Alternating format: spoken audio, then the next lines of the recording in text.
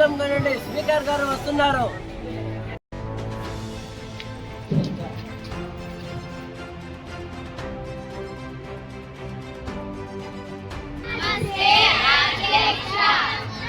అందరికీ నమస్కారం.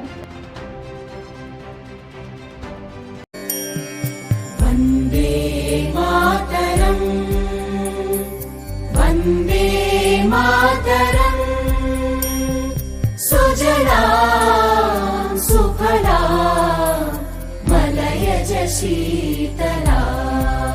ప్రమాదంలో మరణించిన వారి ఆత్మ శాంతించాలని 2 నిమిషాలు మౌనం పాటిద్దాం.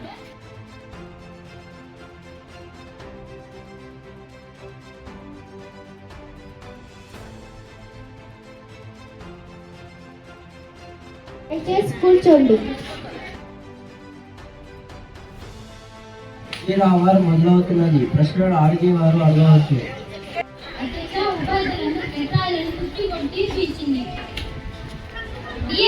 సెలెక్ట్ అయిన ఉపాధ్యాయులకి ఇప్పటికీ 20 సంవత్సరాలైంది. 50 ఏళ్ల వయసులో వీళ్ళు పెట్టిన గంపెడు యాప్స్ లేక షుగర్లు బీపీలు వస్తున్నాయి. ఇప్పుడు కొత్తగా వచ్చిన డెల్టా ఆల్రెడీ కూడా వచ్చేటట్టుంది. ఈ నిర్ణయం ప్రభుత్వ విద్యా రంగానికి మరియు ఉపాధ్యాయులకు తీవ్ర నష్టం కలిగిస్తుంది.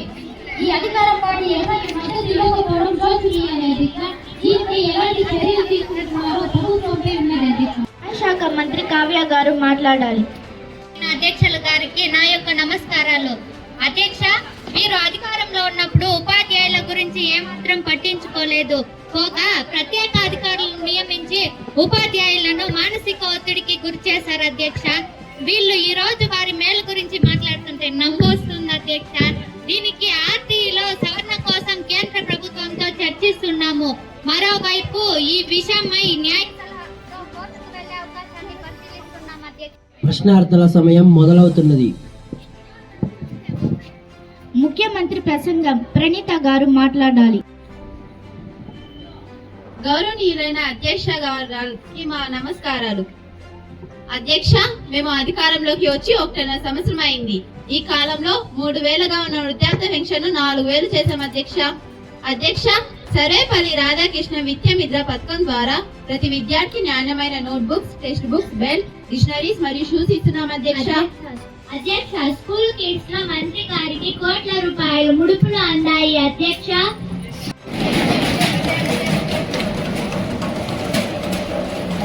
దయచేసి కూర్చోండి. సభా సమయాన్ని వృధా చేయకండి. మీకు ఇచ్చిన సమయంలో మాట్లాడండి. ప్లీజ్ కూర్చోండి.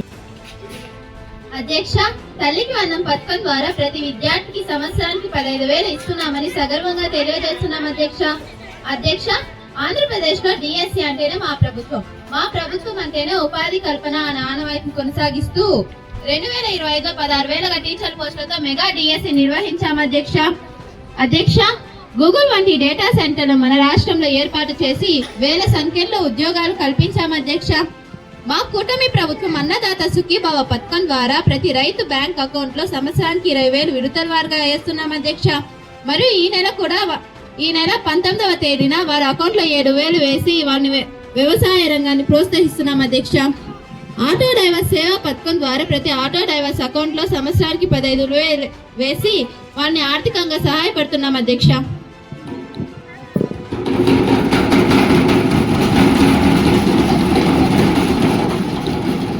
నంద్యాల బస్ ప్రమాదం పైన ప్రశ్న. అధ్యక్ష, చెప్పాలంటే ఎంతో బాధాకరమైన విషయం అధ్యక్ష. నంద్యాల బస్ ప్రమాదంలో మరణించిన వారికి మౌనం పాటించి ప్రభుత్వం చేతులు దులుపుకోవాలనుకుంటుంది అధ్యక్ష. ప్రజల ప్రాణాలైతే విద్య మాత్రం లెక్కే లేదు అధ్యక్ష. ప్రైవేట్ ట్రావెల్స్ వారికి వారికి ఇష్టం వచ్చినట్లుగా బస్సు నడపమని చెప్తున్నారు అధ్యక్ష. నేనేమి గాలి మాటలు అనడం లేదు అధ్యక్ష. ఇదిగో పూర్తి ఆధారాలతో నేను వచ్చాను. అడ్డగోలుగా పర్మనెంట్ ఇవ్వడం, సరైన పర్యవేక్షణ లేకపోవడానికి దీనికి ప్రత్యేకత కారణం అధ్యక్ష. దీని పూర్తి బాధ్యత ప్రభుత్వందే అవుతుంది. ప్రమాదంలో చనిపోయిన కుటుంబాలు రోడ్డున పడ్డాయి అధ్యక్ష. గాయపడిన వారి పరిస్థితి మరీ ఘోరంగా ఉంది అధ్యక్ష. చనిపోయిన వారికి 1 కోటి రూపాయలు, గాయపడిన వారికి 20 లక్షలు ఇవ్వాలని కోరుతున్నాం అధ్యక్ష.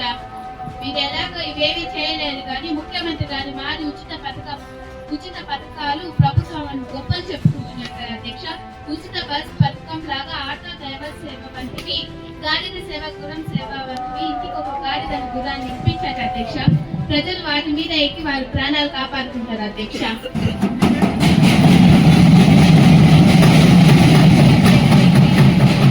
జయశ్రీ గారు మాట్లాడాలి. అధ్యక్ష, పావని గారు తెలియకుండా మాట్లాడుతున్నారు అధ్యక్ష. ఈ పర్మిట్ లో అన్ని వారి హయాంలో ఇచ్చినవే అధ్యక్ష.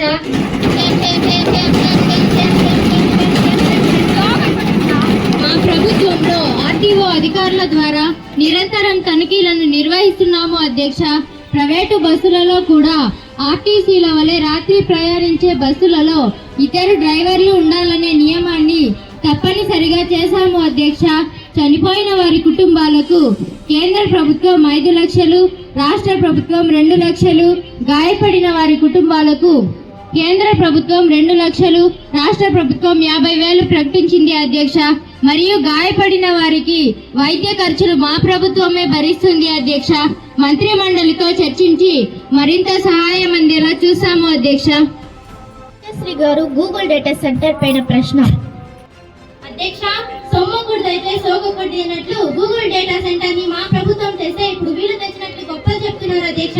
డేటా సెంటర్ భూకేటాయింపులో ఎవరెవరి వాటా ఎంతో మా దగ్గర లెక్కలున్నాయి అధ్యక్ష. అధ్యక్ష, కుషికొండ మరియు కుక్కర్ లెక్కల చిట్టాలు మా దగ్గర ఉన్నాయి, చూపమంటారా?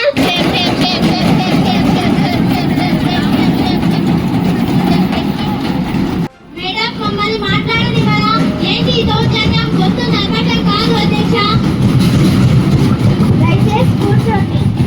మీకు ఇచ్చిన సమయంలో మాట్లాడండి. ప్లీజ్ కూర్చోండి. బినామీల పేర్ల మీద కేటాయించిన భూములు ఎవరెవరో సమగ్ర నివేదికలు ఇవ్వాల్సిందిగా ప్రభుత్వాన్ని కోరుతున్నాం అధ్యక్ష. ఐటీ మంత్రి గారు సమాధానం ఇవ్వాల్సిందిగా కోరుతున్నాము. అధ్యక్ష, డిగ్రీ కూడా చదివే వ్యక్తి ఏ అంతం అడుగుతున్నాడో అర్థం కావడం అధ్యక్ష. ఇటువంటి ప్రతిపక్షం డ్రైవ్ చేసుకున్న దౌర్భాగ్యం అధ్యక్ష.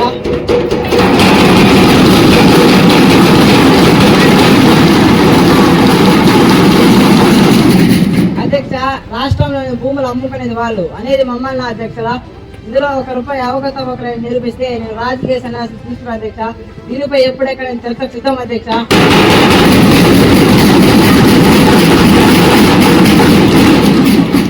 అధ్యక్ష, ఇటువరకు ఎటువంటి ప్రయోజనం కలుగుతాయో న్యూస్ పేపర్స్ మరియు సామాజిక మాధ్యమాల ద్వారా తెలియజేశాం అధ్యక్ష.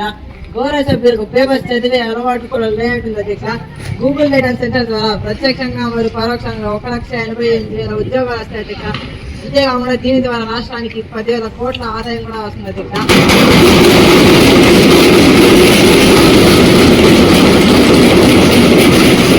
మధు గారు నియోజకవర్గాల ఏర్పాటు పైన ప్రశ్న. మా ప్రభుత్వ పాలనలో జిల్లాల ఏర్పాటు నియోజకవర్గాల ఆధారంగా ఏర్పాటు చేశాము. కానీ వీళ్ళు రాజకీయ దురుద్దేశంతో వారి స్వార్థ ప్రయోజనాలకు అనుకూలంగా తిరిగి జిల్లాలను పునర్విభజన చేస్తున్నారు అధ్యక్ష. జిల్లాల సంఖ్య ఎందుకు పెంచాల్సి వచ్చింది అధ్యక్ష? ఇందులో వారి స్వార్థం తప్ప ప్రజా ప్రయోజనం ఏముంది అధ్యక్ష?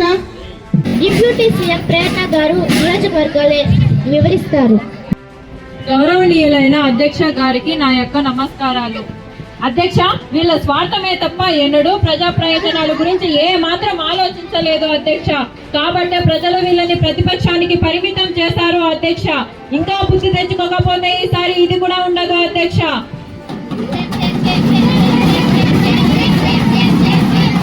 దయచేసి నిశ్శబ్దంగా ఉండండి. అధ్యక్ష, వాళ్ళు చేసిన నియోజకవర్గ ఆధారిత విభజన ఆశాశ్రితమైనది అధ్యక్ష. కానీ మేము కేబినెట్ సబ్ కమిటీ వేసి ప్రజాభిప్రాయం, సాంఘిక మరియు సామాజిక అంశాల ఆధారంగా విభజన చేస్తున్నాము అధ్యక్ష.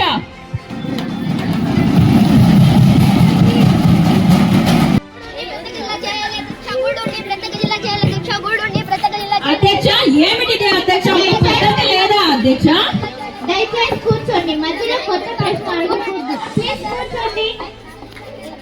మార్షల్స్ తీసుకుని వెళ్ళండి.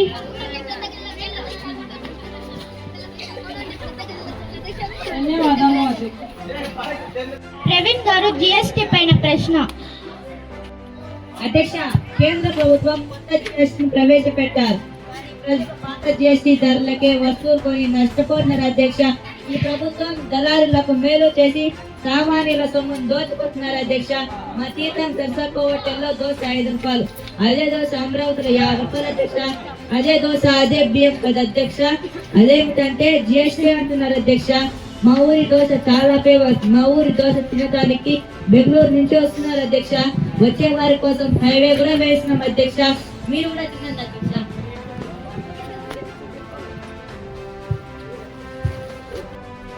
దయచేసి కూర్చోండి. సభలోకి ఇటువంటివన్నీ తీసుకొని రాకూడదు. ప్లీజ్ కూర్చోండి.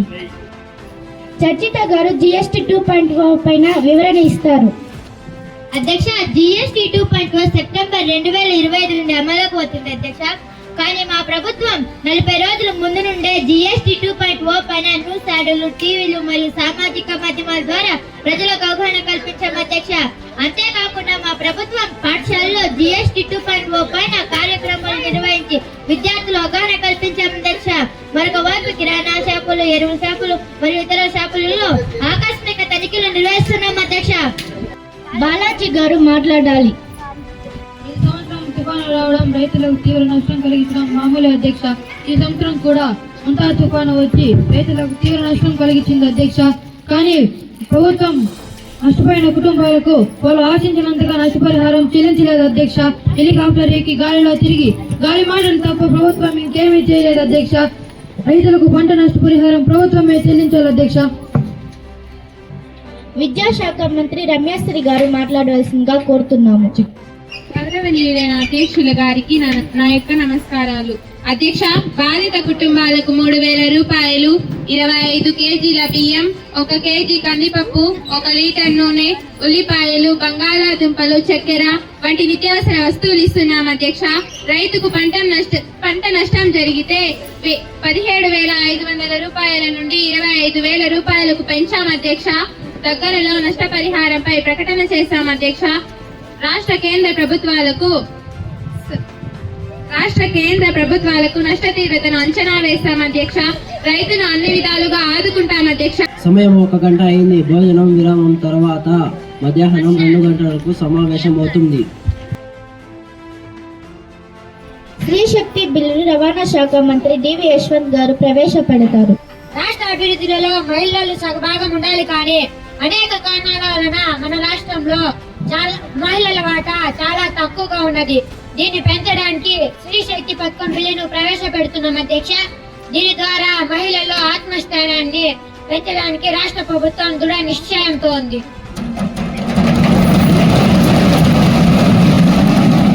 అధ్యక్ష, ఈ చట్టంతో ఆడపడుచులకు ఆర్టీసీలో ఉచితంగా ప్రయాణించవచ్చు.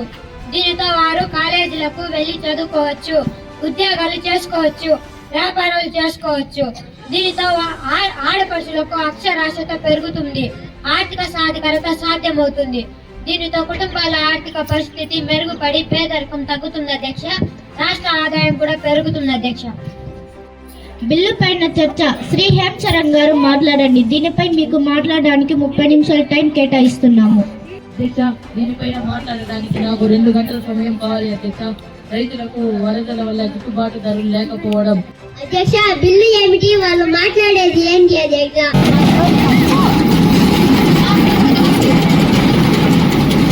దయచేసి కూర్చోండి. హేమ్ చరణ్ గారు ఈ అంశం పైన మాట్లాడండి. పక్కకు వెళ్ళకండి. నేను బిల్లుల పైన మాట్లాడుతున్నాను అధ్యక్ష. అనుకుంటే నేనేం చేయాలి అధ్యక్ష? నా ఉద్దేశం రైతులకు ఉచిత ప్రయాణ సౌకర్యం కల్పించాలని కోరుకుంటున్నాను అధ్యక్ష. రవాణా శాఖ మంత్రి గారు మాట్లాడాలి. రైతులకు, వృద్ధులకు, విద్యార్థులకు ఇతర పథకాలు ఉన్నాయి అధ్యక్ష.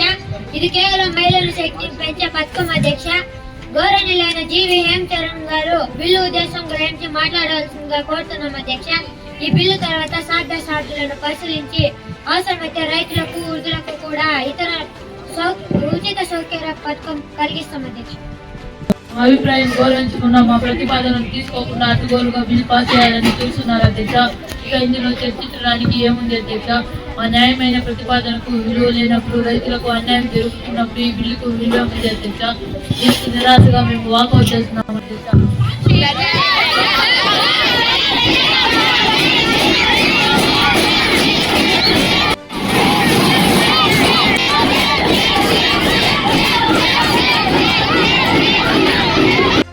దయచేసి కూర్చోండి. బిల్లుపై ఓటింగ్. బిల్లుకు వ్యతిరేకించి వారి చేతులు పైకి ఎత్తండి. బిల్లుకు అనుకూలమైన వారు చేతులు పైకి ఎత్తండి. 27-0తో బిల్లు పాస్ అయింది.